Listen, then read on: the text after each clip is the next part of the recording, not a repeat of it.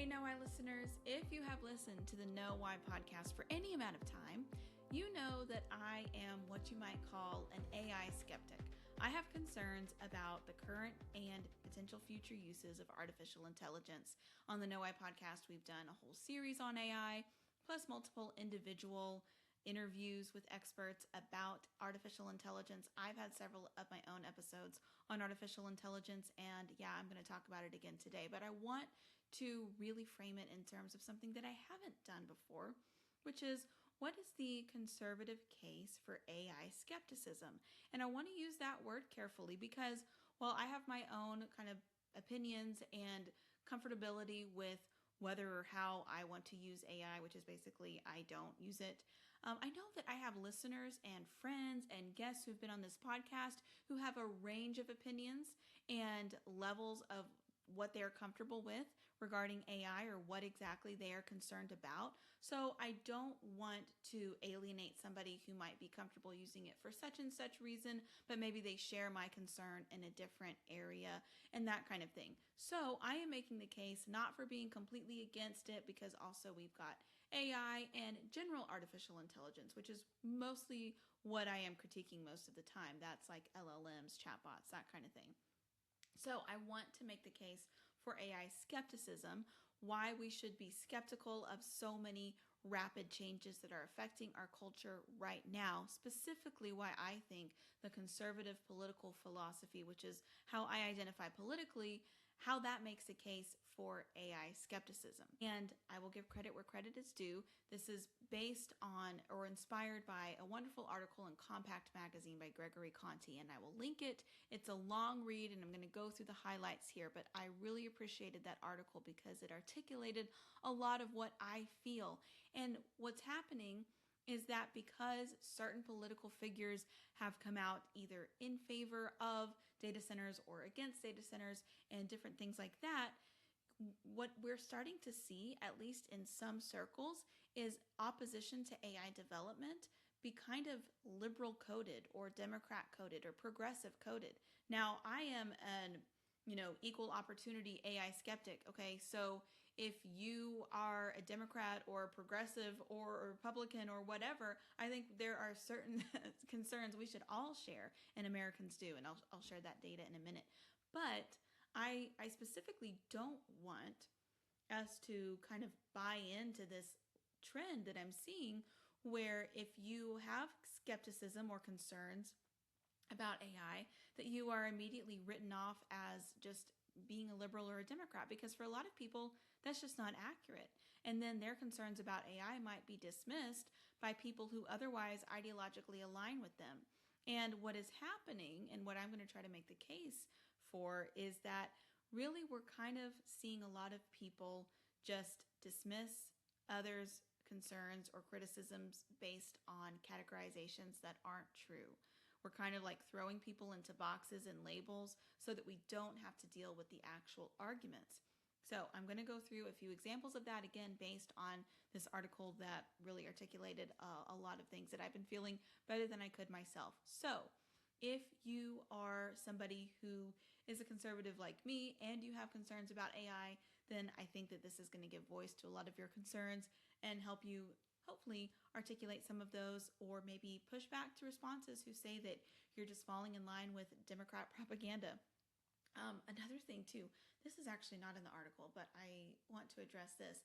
I've actually heard people say that if you have concerns about data centers, that's all part of a psyop from Chinese propaganda, which might be the case. However, that should not erase people's concerns about AI that they had independent from China. So there's a lot of weird stuff going around in terms of, well, if you believe this, it's because you've been influenced by this and you're not actually, believing the way you should. And let's just try to have a clear conversation here where people can have concerns about this and not immediately get labeled as something that they're not. So regardless of what your political beliefs are, and I've had people and guests of multiple political and religious persuasions on the Know Why podcast, and will continue to do so, let's just talk about the concerns regarding AI, make the case for AI skepticism, but specifically from a conservative perspective.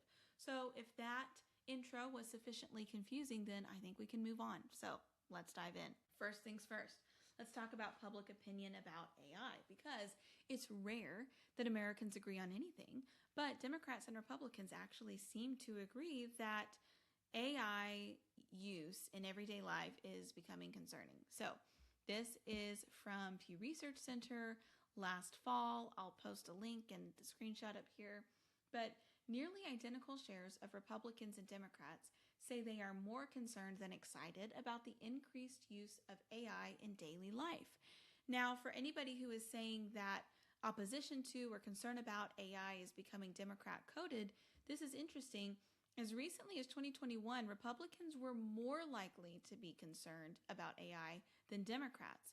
So again, now Democrats and Republicans are pretty much aligned in terms of their concern about AI use in daily life, but previously Republicans were actually more likely to be concerned about it. Now, this is actually very recent.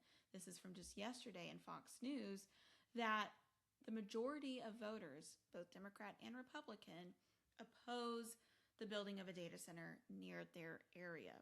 Now, I will say among the minority who would be okay with or favor a data center being built near them, there are twice as many Republicans as Democrats. 40% of Republicans favor a data center being built in their area versus just 24% of Democrats. And there are some other categories in there as well. But overall, the majority of Americans oppose it, both Democrat and Republican. So that's just kind of to situate us in what people are actually feeling, which may differ from some of the rhetoric that we hear from politicians and pundits and things like that. Another thing that I think is important to mention is that a lot of times conversations about AI and concerns about AI are really framed around the whole job market situation. Like, how is this going to impact jobs? How is this going to impact the future of work? How should this influence what kids are learning in school and what they major in so that they can get jobs in the future? And are all white-collar jobs going to be worked out? Is everybody going to have to go to trade school again? And these are real concerns and conversations we should be having, but that is not where concern about AI begins and ends. In fact, as the article argues, and as I argue, and I'll say I've been arguing this for a long time, there are current uses of artificial intelligence today. I think specifically general artificial intelligence, meaning the large language models, the chatbots, that are very concerning and are concerning right now. So there is a conservative case to be made for resisting AI in the way that it is currently being used.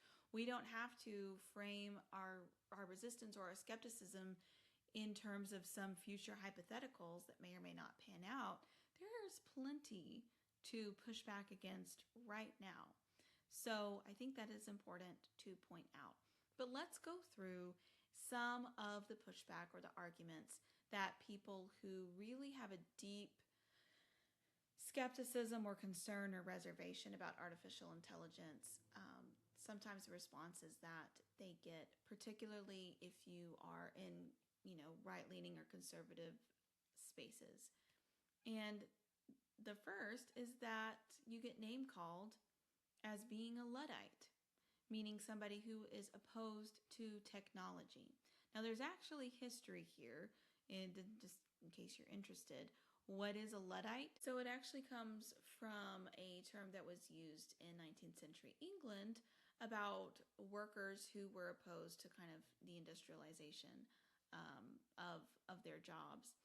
And it's connected to a figure who some people argue was or wasn't actually real, Ned Ludd. And now it's just become a catch-all term for anybody who opposes like technological change or progress. In Against the Machine by Paul Kingsnorth, which is another wonderfully controversial book, he actually has a whole section on Ned Ludd and the origins of the Luddites, and makes a case that the meaning of Luddite isn't actually just purely against all progress or all technology, and that it's a more nuance than that. And it's very interesting. I actually had never heard the origin story until I read this book, and so he kind of goes into a lot of detail there. But anyways, it's become a pejorative in some circles to just say, you don't want any technology. Like, well, you must be, anti-internet, anti-phone, car. And if you oppose any sort of technological progress, or you are resistant to it, that's one of the first things. And Doug Smith, who's been on my podcast a couple of times, he's a software engineer or software developer who's spent his entire career working on technology. And so, but he opposes a certain kind of technology in the way that it's progressing, and therefore he's been called a Luddite. So if somebody calls you a Luddite, that is just an easy way to throw a name at you and say, well, you must be against all technology because you're not willing to accept this newest kind, or you are scared of technology, or you just, you don't like it, you're just grumpy, you don't like change, all those things, then they're not actually listening to you. And that's just an easy way to not deal with the actual argument that you're making or the concerns that you are expressing. To take that line of argument even further, basically the Luddite argument that if you oppose artificial intelligence, then you're just a Luddite who doesn't like any technology. To continue that, and a lot of times it does continue along, is to say, well, then you should just be thankful that you live in the modern age. You can't oppose AI without also opposing all of the developments that gave us things that we appreciate today, like antibiotics or cars or washing machines. Now, this is interesting because Conti in this Compact Magazine article here actually calls this moral blackmail. And I think that is so accurate, and especially when this book, Against the Machine, came out. And let me just say, like, I enjoyed reading this so much because it was just very mentally invigorating, because there was a lot of stuff I didn't know. There was a lot of stuff I really disagreed with. There was a lot of stuff that I did agree with or that I wasn't sure. I was like writing notes in the margins and arguing all the way through, but it was very, very thought-provoking. But if you there was some people where if you had a positive take on the overall argument or idea of this book, then people, again, kind of made that argument like, well, then you can't really appreciate the argument in Against the Machine or be against the machine without then also expressing ingratitude for all of the wonderful things that the machine has given us. I don't accept that, because it's categorizing people falsely. I mean, gosh, I'm for human beings, but humans, do bad things too. So it's like people use their creativity for a lot of horrible things. That doesn't mean that I think we should take away human creativity, but there are certain creations or inventions that we should definitely oppose and be like, that's not a good idea. And so to say that you are against certain ways that, technology has taken over our lives or taken away certain aspects of our humanity or threatened certain aspects of our humanity is not to say that all technology is evil or that I don't appreciate a lot of modern inventions, which I do. I think Conti explains this better than I can. So let me just quote from the article here. Claims based on analogies to the history of economic innovation function as a genre of moral blackmail, an insinuation that having objections to AI is equivalent to wanting to give up on modern medicine or mass production. Fortunately, most Americans are able to make common sense distinctions that we managed to adapt in the past, often with much greater hardship than we now recognize. That's an important point and part of what Paul Kingsnorth articulates in Against the Machine. Because we happen to adapt in the past, often with much greater hardship than we now recognize, to railroads and factories and telephones, gives us no reason to be sanguine about the effects of this unique technology on our society. So here's the thing. Technology is not one big thing where it's like you either take none of it or you take all of it.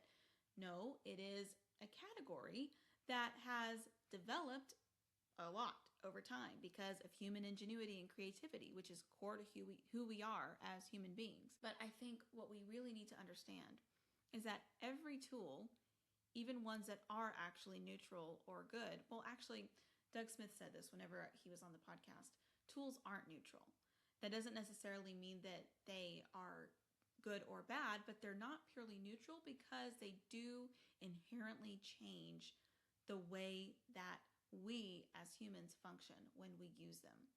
So when you are using a tool, it is going to change fundamental things about your movement, your body, if it's a physical tool, or your mind, if it's a tool that's, more of a mental tool. There are things that are going to change.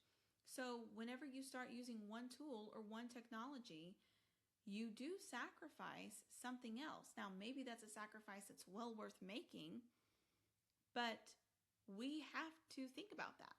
And we need to think, is this technology worth it? Is what I am going to lose in one sense of my thought patterns or my physical work abilities or whatever, is that worth it for the convenience or the ease or the, progress or advancement that this new technology offers?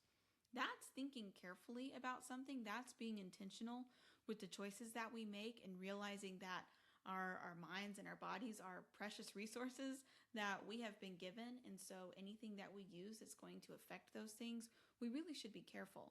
And that's not being anti-technology, but it is saying I'm going to evaluate each new tool and technology that I may integrate into my life or that we may integrate into broader society. I'm going to evaluate it on its own merits. So again, it's not being a Luddite to say, hey, AI, especially general AI, like that's a new technology. Let's evaluate it before we just adopt it into every aspect of life. That's not being a Luddite, because it's not being anti-technology. It's being skeptical about something that's very new and has the capacity to change our daily lives and our world in maybe more ways than any technology ever has. And it's not the same as saying that you don't want any progress or you don't appreciate any technology or any advancements that we've had, and that it's not fair to say, well, you can't be against AI because think of all the other things that people were scared of or against in the past, and it all turned out okay, and now we can't imagine our lives without them. Okay, because one, maybe it wasn't adopted in the best way, or maybe now that we are so far past, we have really underestimated or forgotten what we lost when we adopted those things. Or maybe those things were well worth adopting, but that doesn't necessarily mean that this is going to be. And so what we do whenever we argue along those lines and we keep the conversation there is we're basically breaking it down and being like, you can either be for all progress or you can be for none of it. And that's just not fair, again. So conservatives, everybody, honestly, but since I'm specifically making the conservative case for AI skepticism, we need to think a lot more clearly than that and be resistant to any sort of argument that pushes back against that. Okay, so just kind of as an example, this is something else. This is actually an article that I read in the Free Press talking about how we need to be aware of the fact that death by AI is very close. Now, what this means, what the author means by that, is that artificial intelligence is reaching such levels of capability evidenced by the way that AI products can hack their way onto the internet and into companies in ways that even their developers are surprised at and concerned by. That is becoming so efficient and so productive and so seemingly self-motivated that based as just a simply, logical analytical tool, it could potentially make calculations in the future about accomplishing a certain task or goal that it was given. And then in order to do that in the most effective way, in order to accomplish that goal, with the kind of moral quotient removed by eliminating the human decision-making from that process, might actually think that it is the most logical or efficient to eliminate a human in order to accomplish a certain task. Like, this is something that is that has the potential to become a real thing.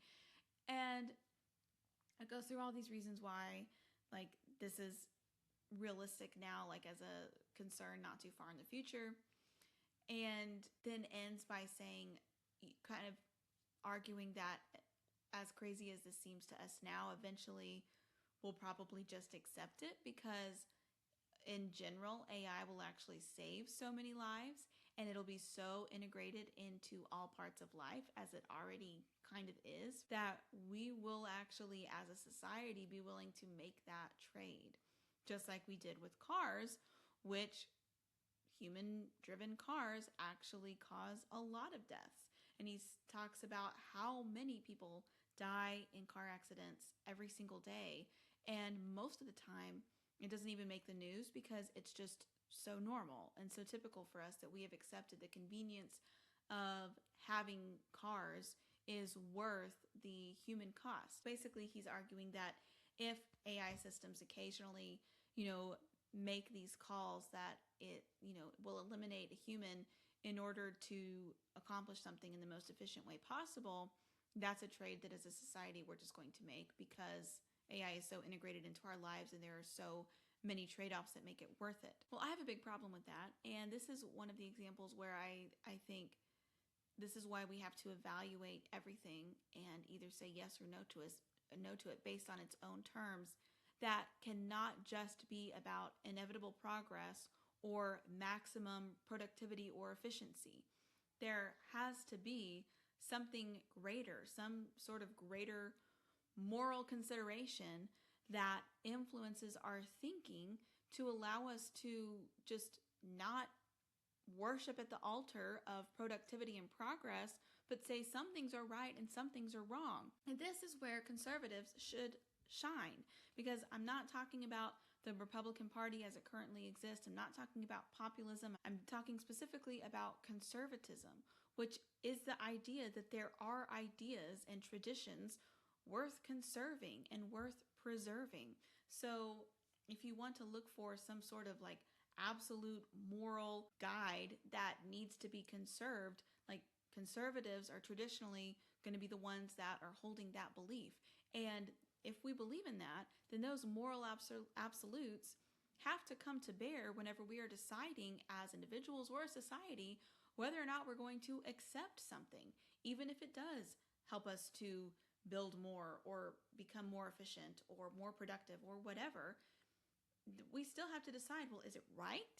Is it something that's worth doing? Is it worth disrupting society as the way it is now in order to adopt that thing? Let me just quote here from this Free Press article, because again, this is very concerning to me, the conclusion of this. I mean, the idea that that death by AI, not including the suicide, the AI-induced suicides that have already happened multiple times, but this kind of just, utility AI going rogue and making a decision that this is going to become normalized and that we will just accept it. I reject. I reject that, and I have to. But this is what it says. Less than 4 years since the ChatGPT moment, when large language models entered the mainstream, AI is ubiquitous across nearly every industry. It is central to the stock market, economic growth, and geopolitical competition. The first, death by AI, will be major news. But then what? Some engineers will be scolded, software patches will be introduced, and AI will be made safer. But it will also become even more popular. Like car deaths, we will treat AI tragedies less and less as major news. Of course, predicting that AI could begin killing people isn't original. It is the subject of countless movies and is taken seriously by AI researchers. But the doomer scenario is easy to dismiss. Our minds aren't really capable of imagining a tech-induced apocalypse, so we dismiss it as cinematic fantasy. More likely is something more bureaucratic.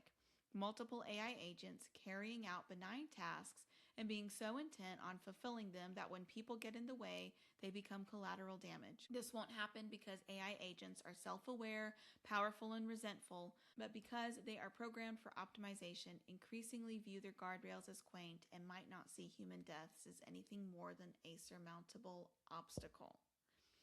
Now that is the concern, and again, I don't know if this author is really saying that he agrees that this is good, but he's just kind of predicting that this will happen, that again, we will collectively make that trade like we did with car deaths, that we will just say, okay, we're going to keep working, we'll make it safer, just like we've made cars safer over the years, but they still kill a lot of people.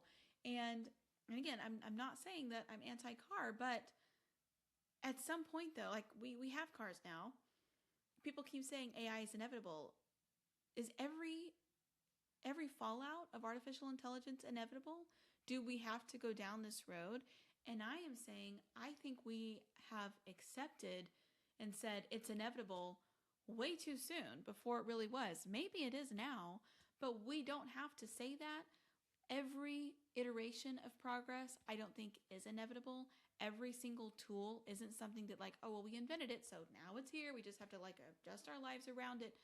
No, we don't. And in fact, it is a conservative thing to do, to say, wait a second, let's evaluate this. Let's see how it impacts life as it currently is, how it impacts society as it currently is. Let's use our, traditional absolute moral grounding here to try to, bring these values to bear on this new technology and say, how is it going to impact that? Is it actually good? Is the trade-off worth it? We're not progressing for the sake of progress because progress is the ultimate good. It's not the ultimate good. Some progress is good if it's good progress, but there has to be something deeper that's much older that grounds us and guides us to know whether or not progress, a certain kind of progress, is good. And so that's a very conservative thing. Something else Conti says, kind of continuing that thought, is that for as long as there has been institutional conservatism, its primary purpose has been to speak for those who are fundamentally happy with the social order, as the political scientist Samuel Huntington put it. The heart of conservatism is enjoyment of the present.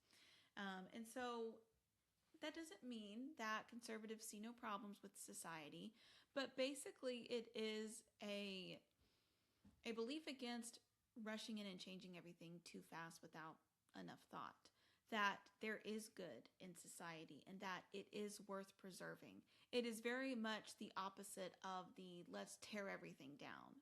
So it's saying let's conserve what is worth conserving.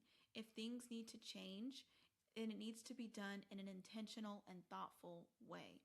And we don't need to just accept change or progress because somebody says, well, it's here now, so let's just plow ahead. It is conservative then to pause and say, we really need to evaluate this first based on our guiding values of what we believe to be good and right and moral, and then make an intentional decision. But it doesn't seem like there's a whole lot of space for that. And I mean, I don't know if there ever really is. Definitely conservatism as a political ideology isn't like pragmatic in terms of, what its highest good is. I think the current Republican Party and kind of this more populist movement on the right is a lot more about pragmatism than like eternal values. And I have concerns with that. And it's not always concerned with the baby in terms of the bathwater. It's a lot of let's just throw everything out instead of really doing the work to define and articulate and identify what is good and worth keeping and what does need to change or be thrown out. And then doing that in a helpful way. I think there's a lot of similarities on the far right and the far left in terms of just tearing it all down and get rid of the system and burn everything.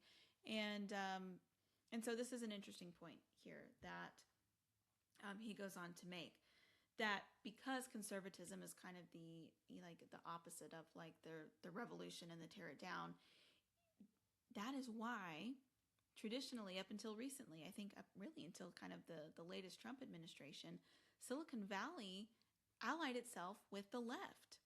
If you can think back to even just 2016, like Meta and Facebook and Google and YouTube, they were not on the side of conservatives. And then all of a sudden, all these like tech bros and billionaires, bros and billionaires were showing up at Trump's inauguration ceremony and are, all tied with the Trump administration. And the Trump administration is, I think, putting a lot of effort into cultivating those relationships and connections in order to advance technology and advance with that, and especially with AI and beating China and all of that. But it is interesting that up until very, very recently, Silicon Valley was definitely aligned with the left. And Conti explains the reason why, at least what he thinks. Silicon Valley, he says, has long sought to transform the human condition, meaning the condition that conservatives are in the interest of conserving. Silicon Valley sees the human condition as riddled with imperfections that need to be overcome. This is so insightful because a lot of the problems that many people, many of the leaders of these products that are at the head of OpenAI and Anthropic, which is the creator of Claude, tech, kind of founder and funder Peter Thiel, Elon Musk, they are concerned not with problems like that the human condition has to deal with, but problems of the human condition that they think need to be overcome, meaning problems with humanity. So if you haven't, go back and listen to the article that I did on transhumanism and Tolkien and Lewis and understanding transhumanism, because what we are seeing from many of the people who have the money and the products and the power to be able to actually build and promote these tools are doing so to overcome problems that a large portion of society, myself included, actually don't see as problems. Things like aging. I mean, yes, it is a problem in a much, much older sense than I think a lot of tech people are thinking about, because we were designed to live forever. But then sin happened, and that's why our bodies age and eventually die. But there's already a solution. There's a spiritual solution. But if you don't believe in that, then you see aging. That's not optimized, okay? We need to stay young longer. We need to stay young forever. We need to get rid of death. In fact, biology itself, like bodies are clunky. They get in the way. They don't work well. Let's digitize everything. Let's digitize our minds. Let's merge with technology in order to save ourselves from the AI apocalypse. That's what Elon Musk is arguing. You're seeing all these things about enhancement and optimization, which go hand in hand with productivity and efficiency. And that's not pro-human. That's not pro-human society and flourishing. That is a very, very fundamental change to the way that human communities have always functioned and operated. And I don't think that just because we've invented cars or discovered antibiotics or are benefiting from modern medicine, I don't think that it means we have to go down this road, which ultimately leads to transhumanism. I don't think that one necessitates the other. Maybe it does. Maybe it's just all part of the history of the world that we're going to have to go through until we get the ultimate salvation through Jesus Christ. But I think we can stop it. And I think it's actually a conservative thing to do, to at least push back and say, I don't accept the fact that everybody is just going to be having relationships with chatbots and that every house is going to have a robot. And since kids are already cheating with AI anyways, let's just go ahead and put robots in the classroom, or let's go ahead and make AI the teachers because they're more efficient anyway. Why do we want kids to have to be spending so much time, doing schoolwork when they can learn what they need to learn from an AI algorithm in 2 hours, and then they can go start a business and, get a head start on, working for the rest of their lives in order to become millionaires? Like, life has to be more meaningful than that.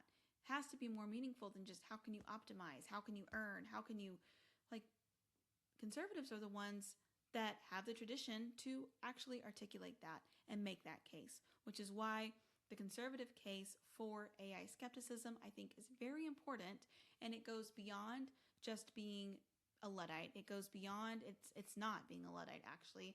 It is not the same as saying that you don't appreciate any technology, or you can't criticize new technology without an immediate, moral equivalence with rejecting some kind of former technology that we now appreciate.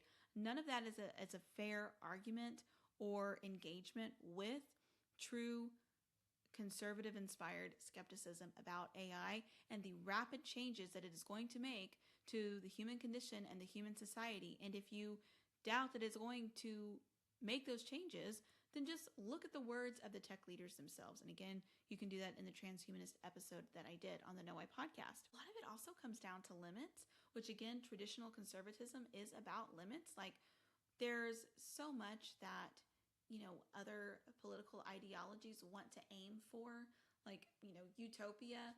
And a lot of times it is just grounded in a worldview that is separated from reality, that is just not possible. And it's okay to acknowledge that it isn't possible. What is far better is to say, we know that's not possible, so let's work within the realm of reality to try to create societies where human beings can flourish as much as possible and really thrive. And I think that that's what conservatism does a good job at. But you can't really thrive and flourish if you don't live in reality and acknowledge things like limitations. And that is something that Silicon Valley does not want to acknowledge. They don't want to acknowledge limits. Neither does communism or socialism, by the way.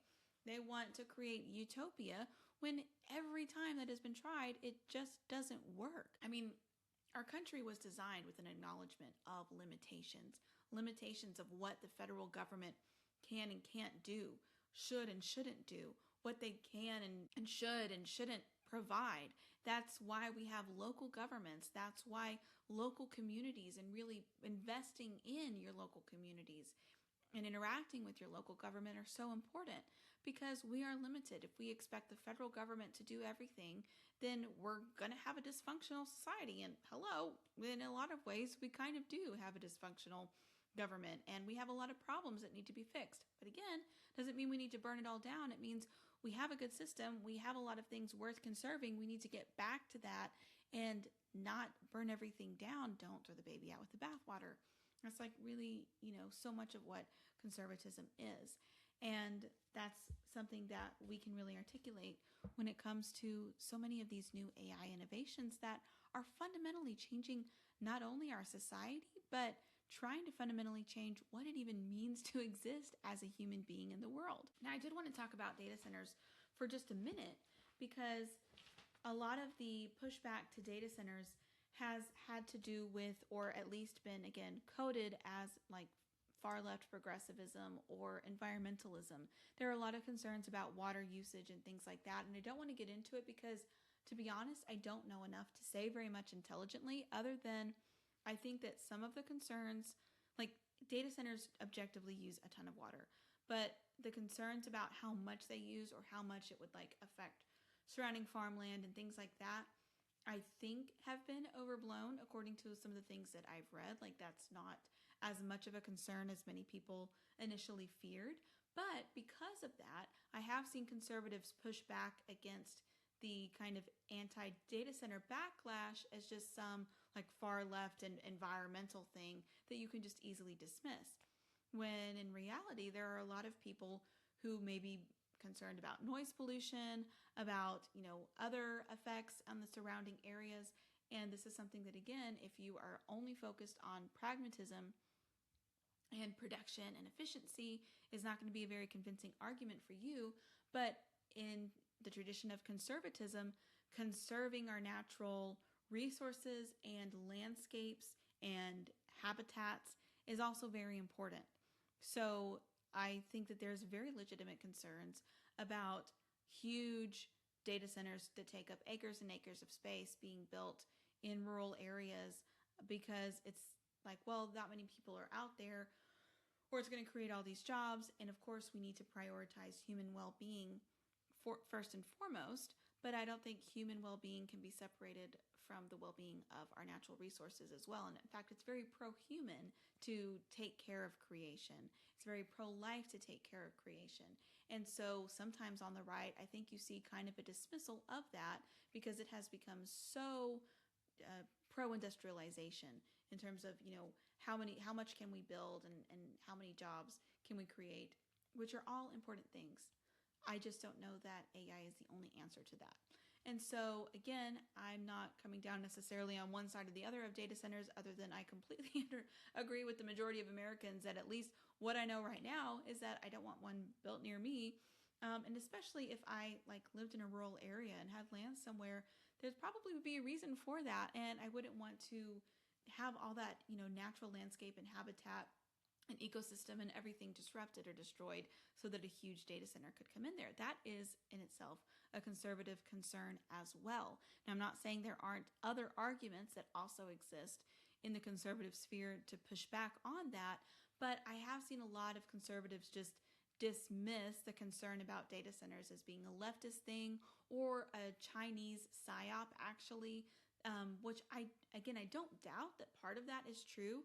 But to then categorize any concern about data centers as just stupid Americans falling for Chinese propaganda is dismissing a lot of the legitimate and real concerns and conservative concerns that a lot of Americans have about building these huge things in either our rural spaces or near suburban neighborhoods or in small towns and things like that. Like, there are a lot of legitimate arguments and concerns on both sides that bear hearing out and are worth talking about and discovering, that we can't just brush off as, oh, well, you're just a leftist, or you're falling for this environmental propaganda, or you're falling for Chinese propaganda. No, we're talking about real issues and real concerns that conservatives had. Another thing too is that just because you have skepticism about AI doesn't mean that you're anti-capitalist. So this is maybe some progressives are, and maybe that's one of the reasons why they're opposing AI. But I am for free markets. I love it. I think it's great. I think it's the best economic system, even though there's no perfect system. And of course, there's going to be corruption and capitalism and all that, all the caveats. But in general, I'm in favor of capitalism and free markets. And yet I still have skepticism about AI. So those two things are not necessarily in conflict. And again, that's just another example of saying, well, if you're opposed to AI, then you must be anti-capitalist. That's not accurate. If you're opposed to AI, then you must be, falling for, climate change or environmentalist propaganda that's not based in actual data. No, not true. If you have skepticism about AI, then you must be a Luddite and you oppose all technology. That's not true. If you oppose AI, then you basically are saying that, you don't appreciate modern medicine and all the wonderful things that technology has given us now. You're just scared about change. Not accurate, not fair, not a good argument. Saying I'm for humans, I am for human flourishing. I acknowledge the limitations of reality, including human limits, and I think that those are actually good things, and that we have the most freedom and flourish within our natural limitations. Everything from localized government control and local communities to understanding that human beings have limited capacity and we need to do things like sleep and take a break from work. There's a lot of things I appreciate about society, and I think that those are worth conserving. And I have absolute moral values that have guided many people traditionally and guide me as well. And so anything new that's going to disrupt society now, we need to carefully evaluate based on absolute values outside of just progress or production. Those are all conservative concerns. And those are the concerns, many of the concerns that I have when I express AI skepticism, and I imagine the same is true for a lot of people. So that's the conservative case for AI skepticism, pushing back against a lot of the unfair responses that conservatives are starting to get. Skepticism to AI shouldn't be liberal coded. It shouldn't be conservative coded. It should be human coded, because I think many of the concerns about how AI is affecting us right now have to do with how it's affecting us at the core of our humanity in terms of our ability to think critically, to express creativity, and thrive in relationship with other human beings. That's really what it comes down to. That's what I've said from day one of my concern about AI usage, and I think that it's actually a very conservative case to make. But I'm going to end it there. Hope that made sense. Let me know what you think. If you have disagreements, regardless of what your political views are, I'd love to hear them and have a real conversation where we try to understand each other better and get beyond the labels and the name calling. So if you want to have that kind of conversation, reach out, send me an email, make a comment. Don't forget to subscribe and share the podcast with somebody else. And I'll see you next time on the Know Why podcast.